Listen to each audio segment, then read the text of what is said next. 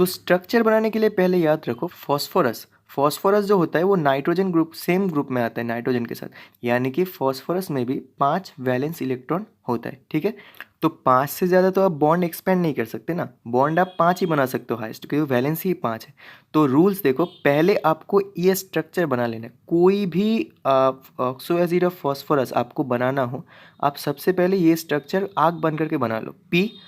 P से double bond से एक ओ कनेक्ट कर दो, सिंगल बॉन्ड से ओ एच कनेक्ट कर दो और दोनों बॉन्ड को आप फ्री रख दो।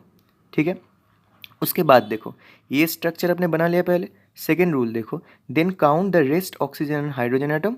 जो बाकी आपका फॉर्मूला में जो जो ऑक्सीजन और हाइड्रोजन एक्स्ट्रा रह रहा है, उनको आपको एडजस्ट करना है इस स्ट्रक्चर में, इस स्ट्रक्चर में। ठीक है, देख लेते हैं कैसे करते हैं। अब हम सारा स्ट्रक्चर को एक एक करके करेंगे।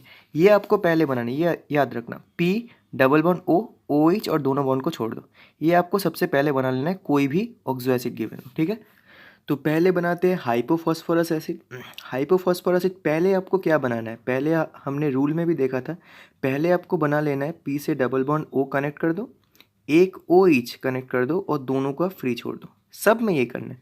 ठीक है, अब रेस्ट को काउंट करो। हाइड्रोजन आपने कितना यूज़ किया, एक यूज़ किया, दो पड़ा हुआ है, दो एक्सेस में पड़ा हुआ है अभी भी।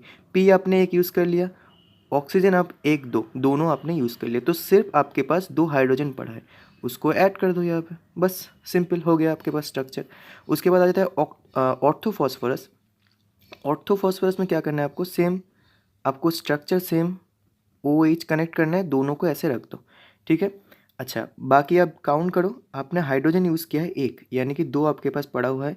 आपने ये यूज़ कर लिया, आपने ऑक्सीजन दो यूज़ कर ली, एक ऑक्सीजन आपके पास एक्सेस में पड़ा हुआ है। तो एक ऑक्सीजन को आप ऑक्सीजन तो डायरेक्ट नहीं कनेक्ट कर सकते, डबल बॉन्ड तो आप कनेक्ट नहीं कर सकते, 5 वैलेंस से ज़्यादा हो जाएगा। इसका मतलब एक ऑक्सीजन को आप हाइड्रोजन के साथ कनेक्ट कर दो और एक हाइड्रोजन को आप नॉर्मली कनेक्ट कर दो। देखो हो गया ऑर्थोफॉस्फोरिक एसिड। ठीक है, उसके बाद आ जाते हैं हम पायरोफॉस्फोरस एसिड पे। पायरोफॉस्फोरस एसिड, देखो यहाँ पे फॉस्फोरस ही दो है, इसका मतलब आपको क्या करना है, आपको ओ एच ये और इस तरफ भी सेम एक फॉस्फोरस के लिए और बना लेना है, क्योंकि पायरोफॉस्फोरस दो है यहाँ पे, तो सेम फॉस्फोरस आपको दोनों तरफ सेम बना लेना है। ठीक है, बना लिया। अच्छा अब देखो एक्सेस क्या क्या है, आपने यूज़ क्या क्या किया है। देखो एक एच दो यूज़, दो आपका यूज़ हो चुका है, दो अभी भी बचा हुआ है। पी आपने दोनों ही यूज़ कर लिया, एक दो। ऑक्सीजन आपने कितना यूज़ किया, एक दो तीन चार, चार, यानी कि एक ऑक्सीजन अभी भी बचा हुआ है। अब आप इसको कैसे यूटिलाइज करोगे यहाँ पे। ठीक है, देखो हाइड्रोजन दो है, आप एक एक हाइड्रोजन इन दोनों में दे दो, हो गया। और एक जो ऑक्सीजन है आप इनके बीच में कनेक्ट कर दो, बस हो गया। देखो स्ट्रक्चर रेडी है आपका। उसके बाद आ जाता है हम hypophosphoric acid. Hypophosphoric acid H4P2O6। देखो यहाँ पे भी डबल पी है, तो इसका मतलब ये स्ट्रक्चर आप डबल बना लो, OH और ये इस तरफ भी सेम बना लो, एक OH नॉर्मल बना लिया। अब देखो H4 है, दोनों आपने यूज़ कर लिया, दो बचा हुआ है। P आपने दोनों यूज़ कर लिया और यहाँ पे आपके पास दो बचा हुआ है, एक दो तीन चार, चार आपने यूज़ कर लिया और 6 है यहाँ पे, तो दो एक्सेस में बचा हुआ है। ठीक है, अच्छा अब आप इसको कैसे यूटिलाइज करोगे यहाँ पे, कि एक दो H आपके पास बचा हुआ है, दो O आपके पास बचा हुआ है, आप इसको कैसे यूटिलाइज करोगे। OH आप कर सकते हो, तो यहाँ पे OH कर दो, यहाँ पे OH कर दो। आपने सब कुछ यूटिलाइज कर लिया, तो इस P को डायरेक्टली कनेक्ट कर दो आप, हो गया आपके पास स्ट्रक्चर रेडी। ठीक है, हो गया आपके पास स्ट्रक्चर रेडी।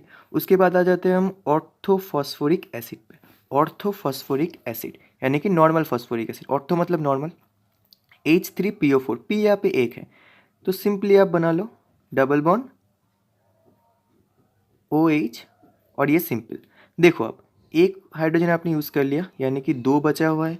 P आपने यूज़ कर लिया, दोनों दो आपने ऑक्सीजन यूज़ कर लिया, तो दो बचा हुआ है, यानी कि O और H दोनों ही डबल डबल करके बचे हुए, तो क्या OH कर दो, यहाँ पे OH, यहाँ पे OH, मिट गया पूरा।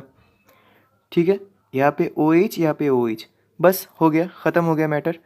अच्छा अब आपके पास आ जाएगा पायरोफॉस्फोरिक एसिड H4 P2O7, देखो यहाँ पे भी P2 है तो हम डबल बना लेंगे उसको। देखो सेम चीज़ रिपीट हो रहा है, सेम चीज़ रिपीट हो रहा है, डबल बॉन्ड OH और ये यहाँ पे हो गए। देखो हाइड्रोजन हमने 2 यूज़ किया तो 2 बचा हुआ है हमारे पास।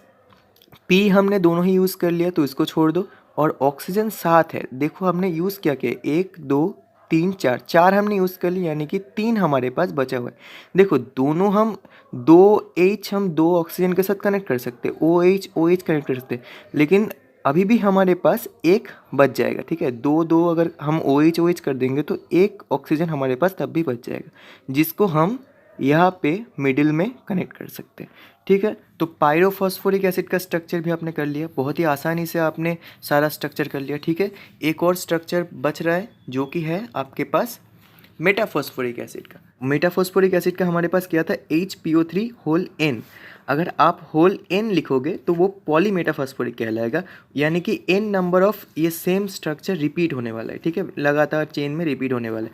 अगर आप यहाँ पे कोई नंबर लिखोगे जैसे कि 3, HPO3 होल 3 3, तो यहाँ पे आपके पास 3 POP बॉन्ड आ जाएगा, 3 POP बॉन्ड। ये रहा एक POP, ये रहा एक और POP, ये रहा एक और POP, तो यह आपके पास 3 POP बॉन्ड आ जाएगा।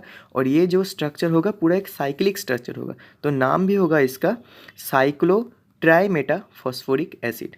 ठीक है, साइक्लो ट्राईमेटाफॉस्फोरिक एसिड, मेटाफॉस्फोरिक एसिड आपने 3 लिख दिया तो ट्राईमेटाफॉस्फोरिक एसिड, और ये स्ट्रक्चर साइक्लो हो जाएगा तो यानी कि साइक्लो, तो साइक्लो ट्राईमेटाफॉस्फोरिक एसिड। अगर आपने HPO3 होल 3 लिख दिया, ठीक है, तो पूरा एक साइक्लिक स्ट्रक्चर बन जाएगा जिसमें कि 3 POP बॉन्ड प्रेजेंट रहेगा। ठीक है, तो ये रहा आपका सारा स्ट्रक्चर।